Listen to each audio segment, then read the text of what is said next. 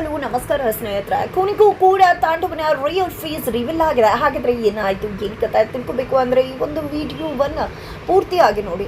ಇಲ್ಲಿ ತಾಂಡವ ಮಾತನ್ನ ನಂಬಿಕೊಂಡು ಇಲ್ಲಿ ತನ್ವೇ ಎಡವಟ್ಟು ಮಾಡ್ಕೊಂಡ್ಬಿಟ್ಲು. ತಾಂಡವನ ನಂಬಿ ದಡ್ಡಿ ಆದ್ಲು ಅಂತ ಹೇಳ್ಬೋದು. ತನ್ನ ಅಪ್ಪ ತಪ್ಪೇ ಮಾಡಲಿಲ್ಲ, ಒಂದು ವಾರದ ಚಾಲೆಂಜಲ್ಲಿ ಗೆದ್ದಿದ್ದಾರೆ ಅಂತ ಹೇಳಿ ಸೂರ್ಯವಂಶಿ ಮನೆಗೆ ಹೋಗಲೇಬೇಕು ಅಂತ ಹಠ ಹಿಡಿದ್ಲು. ಭಾಗ್ಯಗೆ ಇಷ್ಟ ಇಲ್ಲ ಅಂದರೂ ಕೂಡ ಆದಿ ಮಾತನ್ನ ಕೇಳಿದೆ ಭಾಗ್ಯ ಕೂಡ ಹೋಗೋಕೆ ಒಪ್ಕೋತಾರೆ. ಜೊತೆಗೆ ತನ್ನ ಮಗಳು ತನ್ವಿಗೋಸ್ಕರ ಮನೆಗೆ ಹೋಗ್ಲಿಕ್ಕೆ ಒಪ್ಕೋತಾರ. ಕೊನೆಗೂ ಕೂಡ ಮತ್ತೆ ಇಲ್ಲಿ ಭಾಗ್ಯ ಓಲ್ಡ್ ಫ್ಯಾಮಿಲಿ ಮತ್ತೆ ತಾಂಡವನ ಮನೆಗೆ ವಾಪಸ್ ಆಗಿದ್ದಾರೆ. ವಾಪಸ್ ಆಗ್ತಿದ್ದಾಗೆ ಸಾರಿ ಅಂತ ಹೇಳಿ ಬರೆಯೋದ್ರ ಮುಖಾಂತರ ಇಲ್ಲಿ ತಾಂಡವ್ ಭಾಗ್ಯಳನ್ನ ವೆಲ್ಕಮ್ ಮಾಡ್ತಿದ್ದಾರೆ. ಅದನ್ನೆಲ್ಲ ನೋಡಿದೆ ಒಂದು ಕ್ಷಣಕ್ಕೆ ಭಾಗ್ಯಗೂ ಅನಿಸ್ಬಿಡುತ್ತೆ ತಾಂಡವ್ ಬದಲಾಗ್ಬಿಟ್ಟಿದಾರ ಅಂತ ಹೇಳಿ.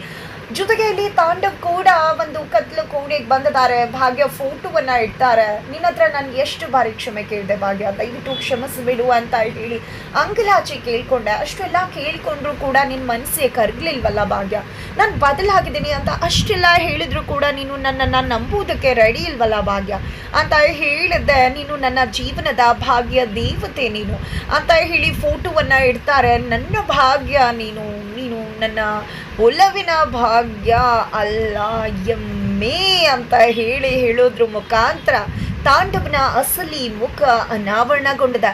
ಕೊನೆಗೂ ಇಷ್ಟು ದಿನ ಆಡಿದ್ದು ನಾಟಕ ಅನ್ನೋದು ಕ್ಲಿಯರ್ ಆಗಿ ಗೊತ್ತಾಗೇ ಬಿಡ್ತು. ತಾಂಡವ್ ತನ್ನ ಅಸಲಿ ಅವತಾರವನ್ನ ತೋರಿಸೇ ಬಿಟ್ರು. ಇಲ್ಲಿ ಭಾಗ್ಯ ಯಾವತ್ತೂ ನನ್ನ ಭಾಗ್ಯ ಲಕ್ಷ್ಮಿ ಆಗೋದಕ್ಕೆ ಸಾಧ್ಯನೇ ಇಲ್ಲ. ಅವಳು ಯಾವತ್ತಿದ್ರು ಎಮ್ಮೆಯೇನೆ.